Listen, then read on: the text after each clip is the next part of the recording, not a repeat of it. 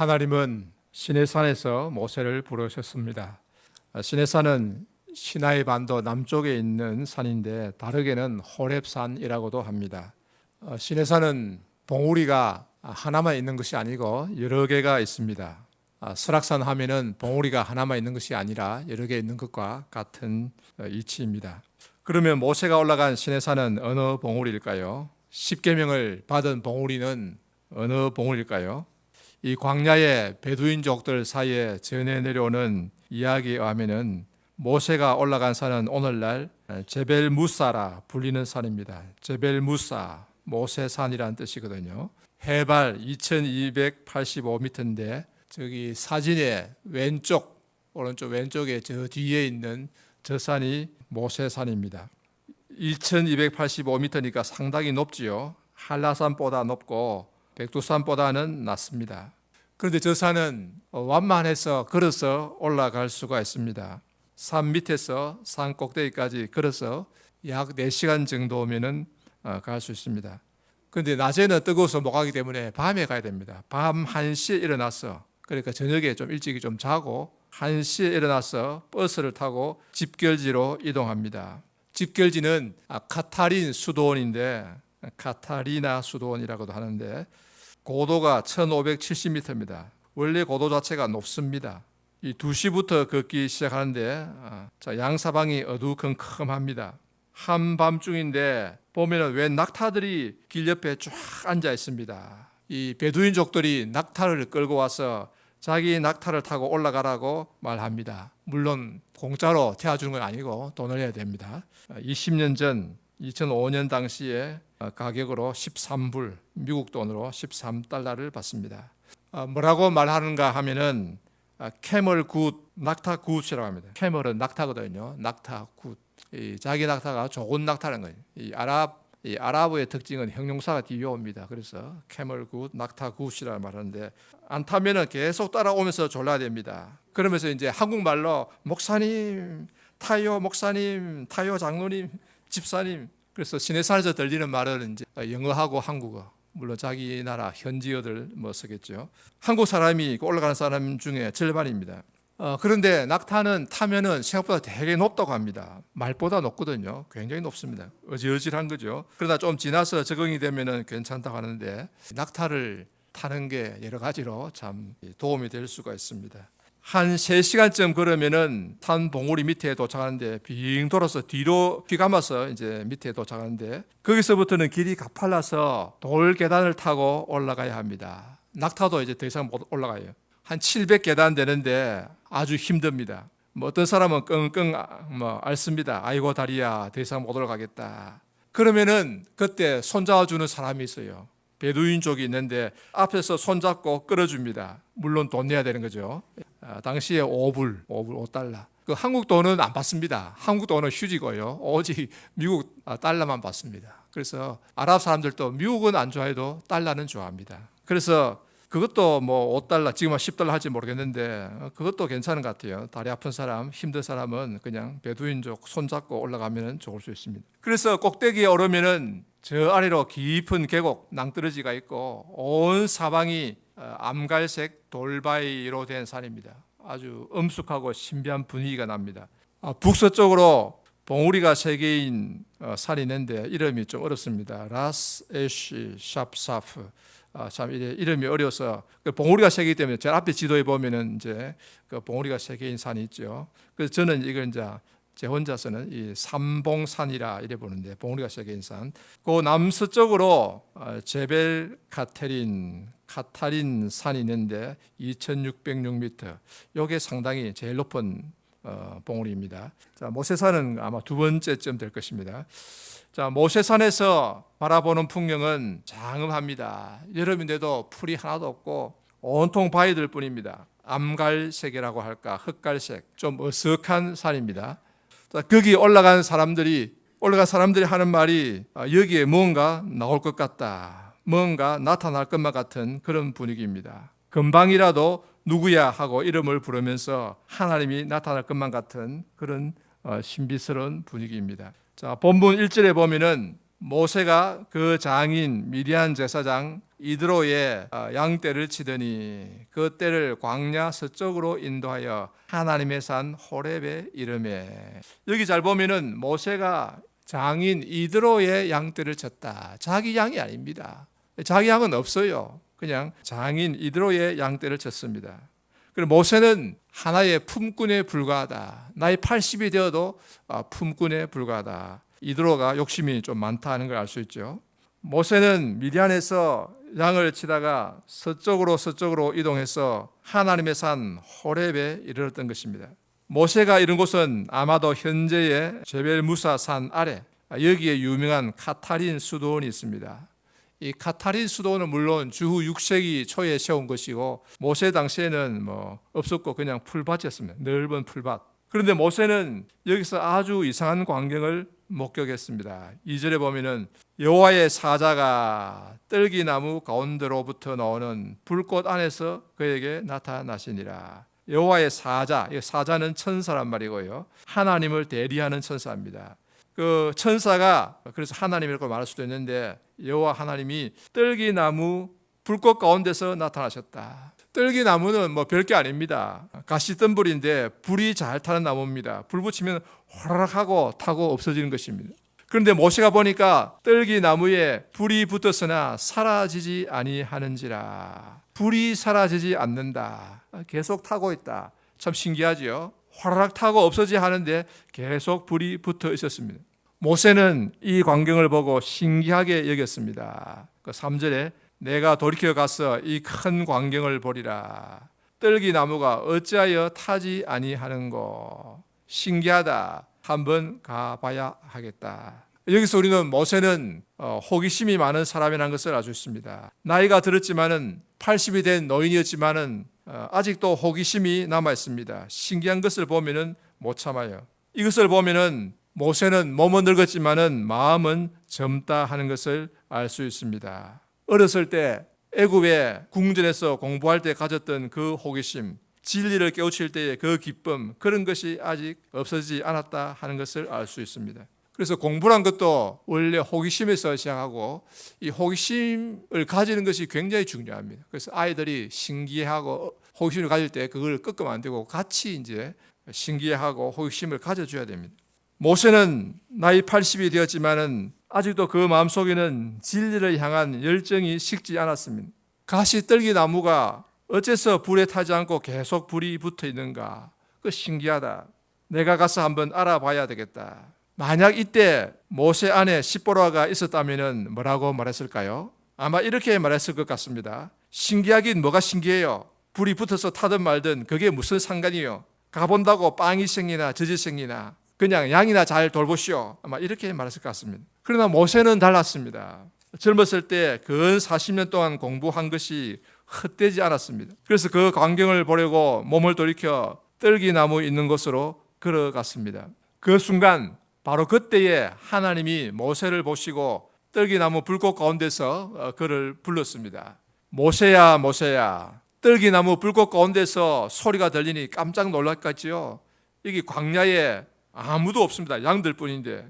그런데 그것도 이 모세 이름을 불러요. 어떻게 모세 이름을 알고 모세야 모세야. 누가 내 이름을 안단 말인가?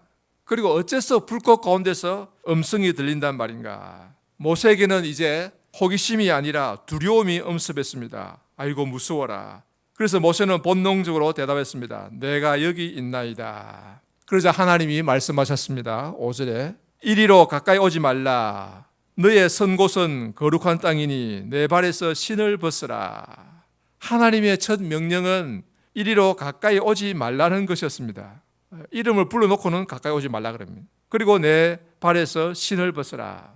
왜냐? 내가 선 곳은 거룩한 땅이기 때문이다. 거룩한 땅이다. 무슨 말입니까? 시내산 아래 여기는 원래부터 거룩한 땅이다. 특별한 땅이다. 그런 뜻일까요? 아닙니다. 거룩한 땅이란 것은 하나님이 계시는 곳을 말합니다. 하나님이 계시는 곳은 다 거룩합니다. 지금 이곳에는 하나님이 나타나서 계시니 거룩한 땅이라는 것입니다. 그래서 그 거룩하신 하나님을 가까이 하면은 죽는다는 뜻입니다. 그러니 가까이 오지 말라고 하십니다. 왜 사람이 하나님을 가까이 하면 죽을까요? 무엇 때문에 그렇습니까? 그것은 죄 때문입니다. 하나님은 깨끗하신 분입니다. 죄가 조금도 없어요. 그런 하나님을 죄 많은 사람이 가까이 하면은 죽습니다. 따라서 하나님은 지금 모세에게 두 가지 사실을 가르쳐 주는 셈입니다. 첫째는 하나님은 거룩하신 분이시다. 조금이라도 죄를 용납하실 수 없는 분이시다. 이 점에서 우리 하나님은, 여호와 하나님은 애굽의 우상 신들과는 다릅니다. 이방 신들은 윤리 개념이 없습니다. 거룩함이 없어요. 그래서 제사만 지내주면 좋아하고 제물만 많이 갖다 바치면 좋아합니다. 심지어 사람을 죽여서 바치는 것을 요구하는 그런 신도 있습니다. 그래서 이방 신들은 윤리가 없습니다. 비윤리적이고 욕심스럽고 잔인합니다. 그러나 이스라엘의 하나님, 여호와 하나님은 다릅니다. 지극히 거룩하신 분이시다. 도덕적으로 아주 고상하고 높으신 분이시다. 죄가 조금도 없고 조금도 용납할 수 없는 분이십니다. 자, 둘째는 모세는 죄가 있는 인간이다. 죄가 있는 사람이다. 너는 더러운 죄가 있어서 나에게 가까이 오면 죽는다. 그러니 가까이 오지 말라는 것입니다. 그래서 하나님은 먼저 모세에게 내 발에서 신을 벗으라고 요구합니다. 신을 벗으라. 무슨 말입니까? 맨발의 청춘이 되라는 뜻일까요? 아닙니다. 여러분, 신은 더럽습니다. 특히 광야에서는 먼지가 많아요. 그래서 산 밑바닥에는 온갖 먼지가 있고 흙이 있고 더러운 것들이 있습니다. 그래서 신을 벗으라는 것은 너의 더러운 죄를 벗으라 하는 뜻입니다. 내게 있는 모든 더러운 것들을 다 벗어버려라. 그리고 신을 벗으라는 것은 또 무엇을 의미할까요? 신을 벗는다는 것은 하나님 앞에 주권을 양도한다는 의미를 가지고 있습니다. 내 자신을 하나님께 드립니다 하는 그런 의미가 있습니다. 룻기 4장 7절에 보면은 옛적에 이스라엘 중에서 모든 것을 무르거나 교환하는 일을 확정하기 위하여 신을 벗어 이웃에게 주는 관습이 있었다고 합니다. 예를 들어서 땅을 사면은 땅을 판 사람이 자기 신을 벗어 줍니다. 그러면 땅을 팔았다는 증거가 되는 것이죠. 그러면 땅을 산 사람은 이 신을 잘 가지고 있어야 됩니다. 그래서 땅 판 사람이 나중에 딴소리 하면은 판 적이 없다. 딴소리 하면은 이 신발을 증거물로 보여주면 되는 것입니다. 그래서 신을 벗어주는 것은 자기의 소유권을 넘긴다 하는 그런 의미도 있습니다. 모세가 하나님 앞에서 신을 벗었다 하는 것은 곧 모세가 하나님 앞에 주권을 양도하고 그의 종이 된다는 의미를 가지고 있습니다. 자기 인생의 주권을 하나님께 넘긴다는 뜻이 됩니다. 모세는 여태까지 80평생을 살았지만은 이제부터는 하나님이 그의 남은 인생을 주관할 테니 너는 나를 따르라. 내 말을 잘 듣고 내가 시키는 대로 하라 하는 그런 의미가 됩니다. 그러면 하나님이 내가 내 백성 이스라엘을 애굽에서 인도해내고 가나안 땅으로 들어가게 할 것이다. 내가 인도할 테니 너는 이제 내가 시키는 대로만 하면 된다. 이런 뜻이 됩니다. 저 여태까지 80평생은 내 마음대로 살았지만은 앞으로 인생은 내게 맡겨라. 내가 너 인생을 주관하고 내가 너를 통하여 큰 일을 이룰 것이다. 이런 말입니다. 우리 성도 여러분, 모세는 애굽에서 40년을 보내었고 미디안 광야에서 40년을 보내었습니다. 애굽에서의 40년은 겉으로 보기에 화려했습니다. 바로의 궁전에서 애굽의 모든 학문을 다 배워서 말과 일에 능했다고 했습니다. 모든 학문을 배웠고 또 모든 실무를, 병법을 다 익히고 배웠습니다. 그는 애굽의 왕자로서 장차 왕이 될 모든 준비를 다 갖추었습니다. 아무도 그를 따라올 자가 없을 정도로 완벽하게 준비가 되었습니다. 나이 40이 되어서 큰 뜻을 품고 자기 민족, 히브리 민족을 구원하려고 나섰지만은 그러나 보기 좋게 실패하고 말았습니다. 시작하자마자 제대로 시작도 못해서 살인자의 신세로 쫓기게 되었습니다. 미디안 광야로 도망을 쳐서 그곳에서 양을 치며 40년을 보내었습니다. 그야말로 참 낮아져서 비천한 인생을 살게 되었습니다.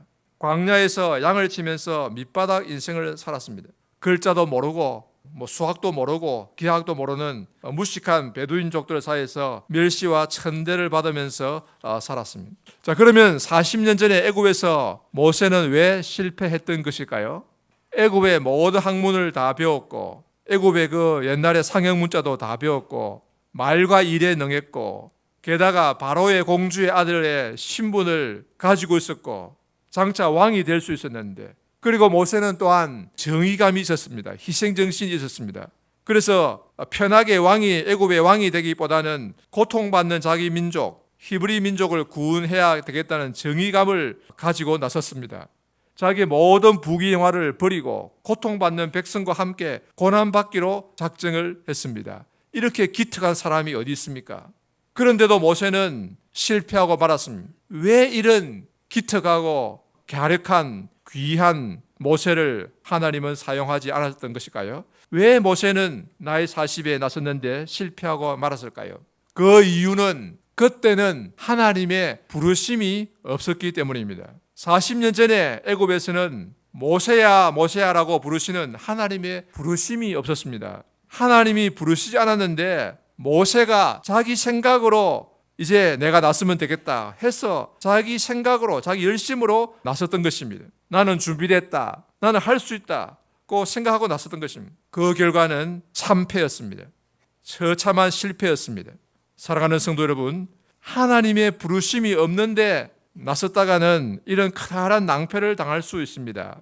자기 생각에는 나는 준비되었다, 나는 할 수 있다, 내가 나서야 돼, 내가 아니면 누가 나서겠는가, 이렇게 생각하고 나섰는데 결과는 영 아닐 수 있다는 것입니다. 왜 그렇습니까? 하나님의 부르심이 없어서 그렇습니다. 하나님이 보실 때는 아직 아니다라는 것입니다. 하나님이 보실 때는 아직 준비가 덜 되어서 더 기다려야 돼, 이렇게 하시는 것입니다. 모세는 나이 40살에 나는 이제 준비되어서 내가 나서야지, 나 아니면 누가 나설 거야, 이렇게 생각을 했지만은, 그러나 하나님이 보실 때는 너는 아직 멀었어, 너는 아직 때가 아니야, 그래서 부르시지 않았습니다. 그때 하나님은 침묵하셨습니다.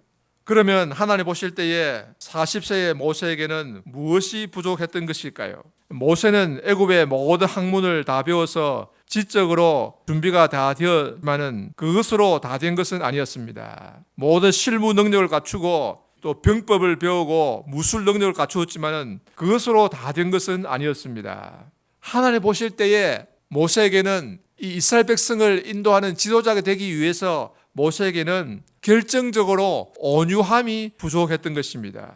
40세의 모세는 정의감이 투출했습니다. 혈기왕성했습니다. 법에 맞지 않는 걸 보면 못 참았습니다. 그래서 40세의 모세를 만약에 이스라엘 백성을 인도해내라고 맡겨놓았으면 하나님의 법에 걸리면 아마 다 죽었을 것입니다. 그리고 이스라엘 백성들 아마 광야에서 다 죽었을 것입니다. 그래서 이 모세는 40세에 정의감 있고 능력 있고 혈기왕성했지만은 하나님이 부르지 않으셨던 것입니다. 여러분, 온유와 겸손한 것은 말로 되는 것이 아닙니다. 내가 온유해야지 한다고 온유하게 되는 게 아닙니다. 내가 겸손해야지. 맞아, 겸손이 제일 중요해. 교회 가니까 겸손이 제일 중요하다더라. 그래서 그렇게 마음먹는다고 되는 게 아닙니다. 올해의 목표 겸손, 10년 해도 안 됩니다. 또는 책상 앞에다가 겸손이라고 써붙여 놓는다고 되는 게 아닙니다. 또 자기 이름을 바꿔서 이제부터는 내 이름은 겸손이다, 왕겸손이다, 그런다 된 게 아닙니다. 아예 막 교회 이름을 바꿔가서 온유한 교회 이리 한다고 온유해지는 게 아닙니다. 사람이 온유하고 겸손해지려면은 많이 시달리고 많이 부딪혀야 합니다.